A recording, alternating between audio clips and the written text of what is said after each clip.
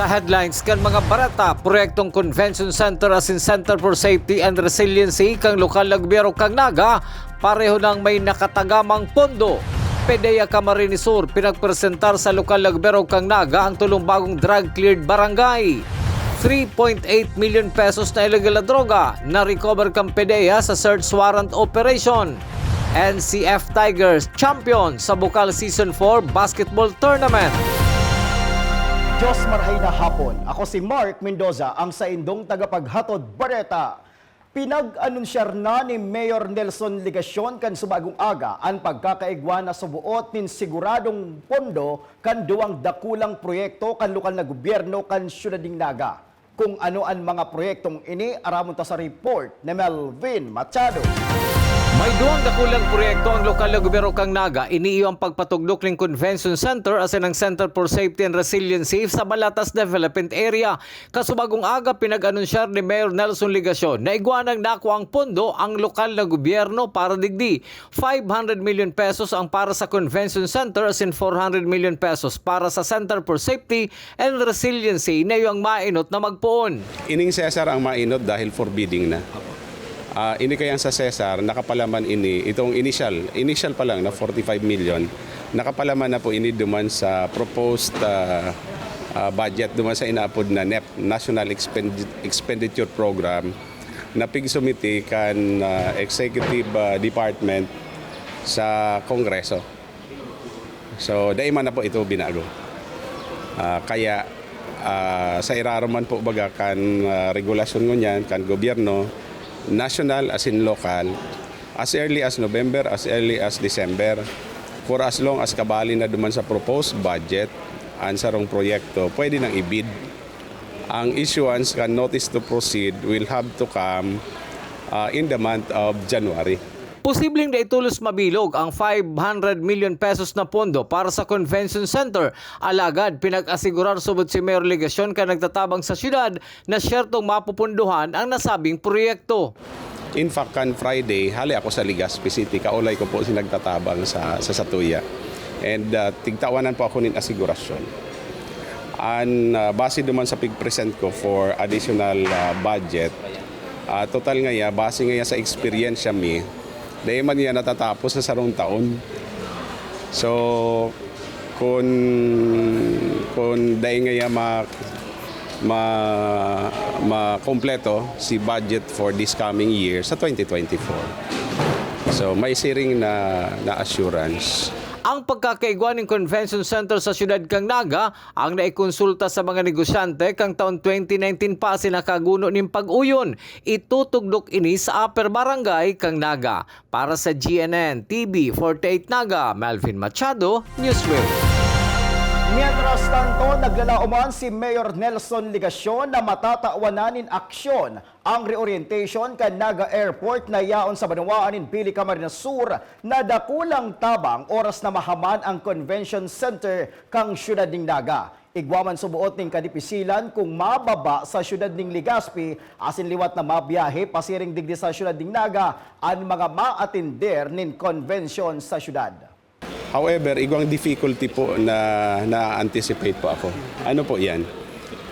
Kung paano makakaabot sa Naga, si mga maaratinder nin mga conferences, nin conventions.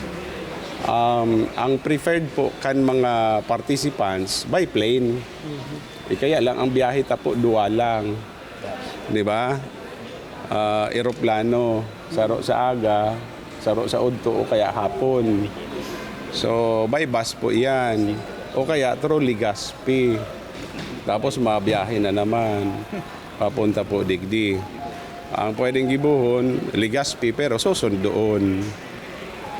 Nin bus, mga maarabot. Bahay na naman. Kaya medyo inconvenient na maray.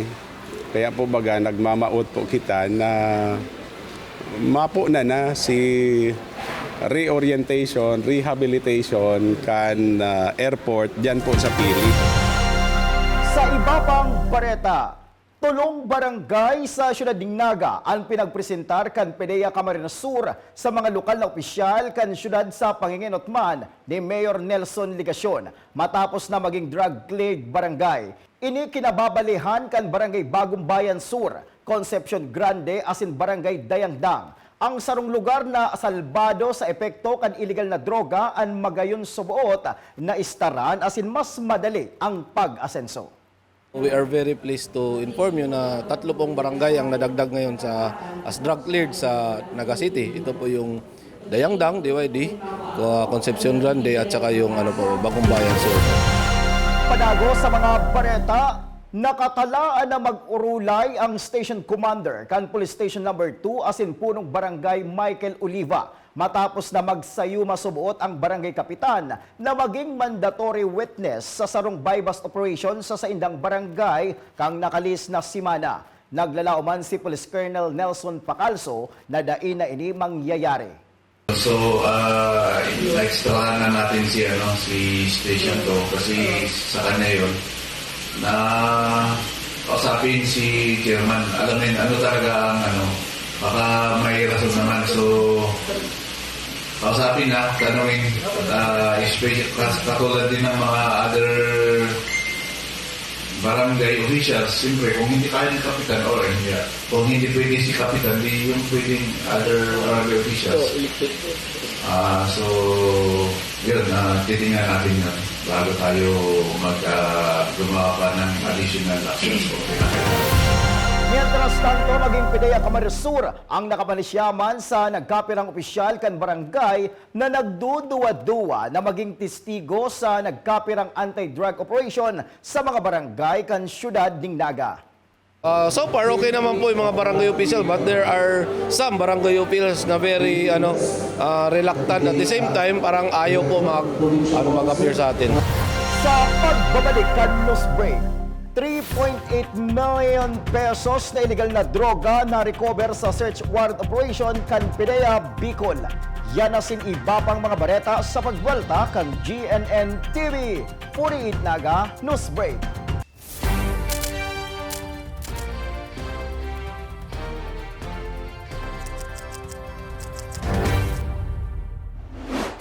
Mas pinalinaw, mas pinalakas, mas pinalawak. Ang GNN TV 48 Naga, digital na! Kung ang inyong TV sets ay digital ready na, pindutin ang scan o search channel button at makikita ang GNN TV Channel 48. Maaaring gumamit ng indoor o outdoor antenna para sa mas klarong panonood. Ganito rin ang gagawin kung kayo ay gumagamit ng digital box. Sa mga susunod na araw, asahan ang mga programang malapit sa puso ng mga Bicolano. Sa oras ng sakuna, isa sa mga kailangan natin sa ating tahanan ay isang gubag. Ang isang gubag ay naglalaman ng tubig,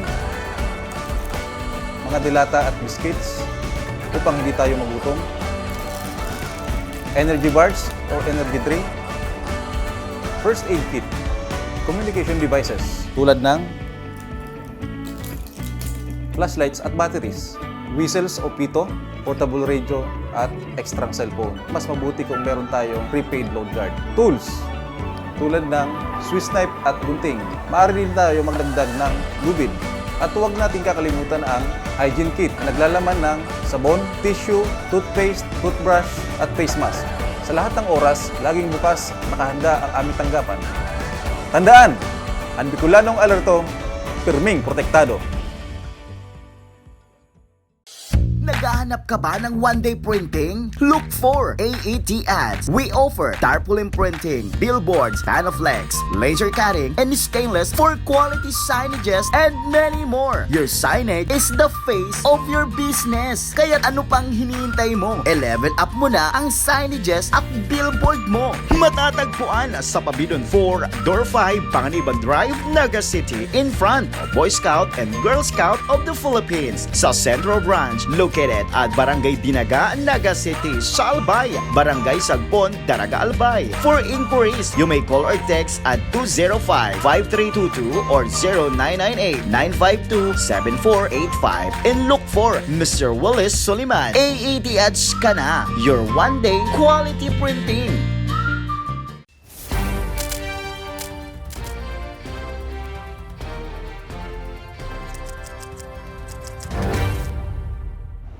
Padagos pa sa mga bareta, launching kan Cacao Project asin Alden Terrace Wines pinag-atindiran kan mga paraoma hali sa San Fernando, Camarines Sur.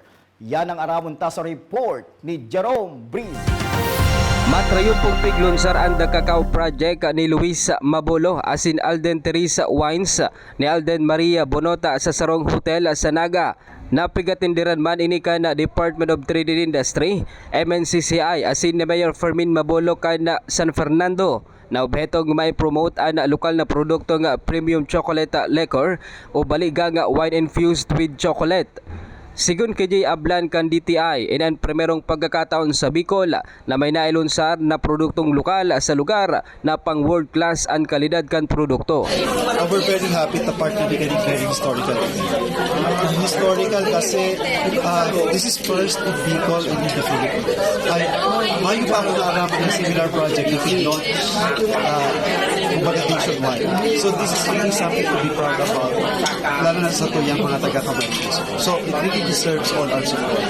In fact, sa DTIPC talaga, ang Alden Terrace for one, supported namin talaga ito sa mga. Talagang we've been supporting their enterprise. Tuloy na. Be it sa mga marketing events, sa mga collabing gawin partners. Sa lado man ni Luis Mabolo, dakula man ang sa iyang pasasalamat sa mga local farmers na katabang sa paglunsar kan produkto na kung saan makikinabang man ang mga paratanom sa lugar.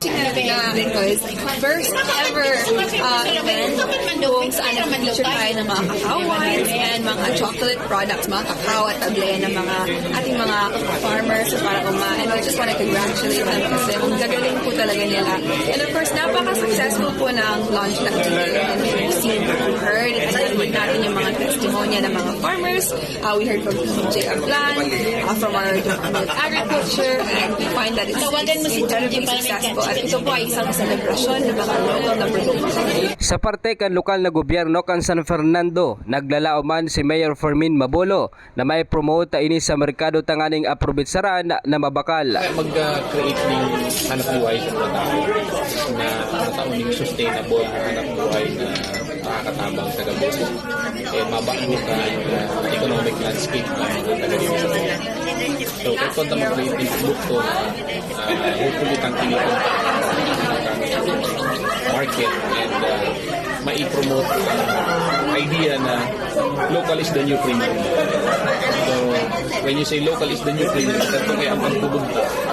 Pag imported, alin sa ibang bansa, dahil mahal, yun ang tinatangkilik ka na masirang tangkilik ko na produkto. When in fact, kaya ta mag-produce ng mga produkto din na mas masiram pa, mas magayon pa ang kalidad kaysa sa mga imported. Para sa GNN TV 48 Naga, Jerome Breeze, Newsbreak. Sa Satuyang Police Report, 3.8 million pesos nin illegal na droga na recover kan PDEA sa duwang persona sa Barangay Kararayan, Ciudad Dignaga matapos ang pag-implementar kan search warrant operation. Ang detalles aramon ta sa report ni Melvin Machado. Duwang search warrant operation ang pinaglansar kang Philippine Drug Enforcement Agency kasudbang aldaw na Domingo kung sa target ang mga narasong sospek na sina Leon Casilaw, 39 anyos welder, asin Janelle Maristela Ipapa, 41 anyos construction worker, parehong residente kang Zone 7, Liberty Village, Barangay Kararayan, Ciudad Cagnaga. Susugki PDEA Camarines Sur Provincial Officer Mark Anthony Biray, aabuton sa 3.8 million pesos ang kantidad kang shabu. Ang sa andang na-recover sa mga sospek. Kung naibariwa subot ini, mas dipisil para sa mga otoridad na i-recover ang illegal na droga. Last night, we implemented 2 search warrant in Kararayan which resulted to huge amount of illegal drugs na assist natin. So more or less 3.8 million po in-assist natin sa dalawang search warrant na sinerve natin. So this is a good result na masist po natin ang illegal drugs bago pa lang sa kumalat sa kalye. Kasi yung itong 3.8 million worth of illegal drugs, kung kumalat po ito at matarya po ito ng piso-piso, even 1,000 anti-illegal drugs operation, baka hindi namin ito ma-retrieve. Liwat ming hinapot sa PDEA Camarines Sur kung sain hali ang araw kaning volume ng illegal na droga na yaon sa siyudad kang Naga. So definitely, kasi hindi natin maiwasan, ang Naga City is a transshipment point. Lahat po ditong dumadaan. From Metro Manila papuntang Visayas and Mindanao, dumadaan po dito sa ating banwa. So there are illegal drugs na bababa dito kasi there are all still demands. Idinagdag pa kang PDEA na ang siring na lakdang kang sedang opisina ang paagi para linigon sa illegal na droga ang mga barangay kang syudad. Para sa GNN TV 48 Naga, Melvin Machado, Newsbreak. Mientras tanto, naka-alerto man ang PDEA Bicol ngunya na siribot ang gabos huli kang pag-andam sa pagselebrar kan Pasko asin bagong taon. Susog kay PDEA Camarines Sur Provincial Officer Mark Anthony Viray, dainin natutugutan na maapektaran kan illegal na droga ang pagselebrar kan Pasko asin bagong taon. In-anticipate nila yung Christmas season. So we will remain, the Christmas season is as holy as it can be. So hindi po natin hayaan itong Yuletide season is maapektuhan po ng illegal drugs. Sa iba pang police report, 714,000 pesos ang kabilugan na kantidad kan 105 grams nin shabu na na-recover sa mga suspek na sinda Rainer Dayaday I Labordo na taga-Purok 2, Malaking Pulo, Tanawan, Batangas. Sarong construction worker asin nag-i-star ngunyan sa Zone 7 Km 5, Barangay San Felipe, Ciudad Naga, asin Susan Alegre I Rosales, 59 anyos, asin kaparehong lugar. Maatubang sa kasong pagbalgar kan Republic Act 9165 ang duwang arestadong suspek. Padago sa mga bareta, dain na pinaabot pa kang NCF Tigers sa Game 3 ang sainang laban kontra sa ACC Green Serpents sa saindang paghahampangan kang nakalis na Sabado sa UNC Gym para sa championship kan Bukal Season 4. Tinapos kang NCF Tigers ang laban sa score na 70-63. Asin naman tinir ang pagiging undefeated kaini. Maski kinapos sa laban ang ACC Green Serpents, nagpailing man ini kang sa indang tibay asin magayon na kawat. Bago po kita magpaaram, paabutan taman po niya to nin happy birthday si Mr. Typhoon, si Sir Mike Padua. Mga tugang 19 turog na sana, Pasko na. Asin yan ang kataripunan kan mga bareta ngunya na aldaw. Dahil malingaw na bisitahon ang Samoyang official Facebook fanpage asin ilay ang GNN TV 48 Naga para permi kitang updated sa mga bareta asin istoryang bida ang Bicolano. Liwat ako po si Mark Mendoza. Digisa na yan sa GNN TV 48 Naga Newsbreak.